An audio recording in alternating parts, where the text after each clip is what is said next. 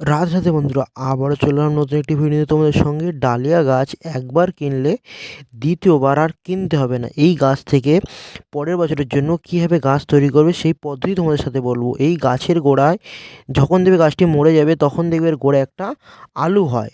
ওই আলুটাকে রেখে দিতে হবে এই প্যাকেট সমেত একটা ছাওয়া জায়গায় রেখে দেবে, এবং বর্ষার সময় ওই প্যাকেটে জল পড়বে এবং তারপর থেকে দেখবে ওই প্যাকেটে কষ ছাড়া আরম্ভ হয়েছে, এবং কষ থেকে আস্তে আস্তে ডালিয়া গাছ তৈরি হবে। এবং দেখবে 1-2 মাস পরে ওই গাছেই ফুল আসবে এবং ফুলের কালারও খুব সুন্দর হবে।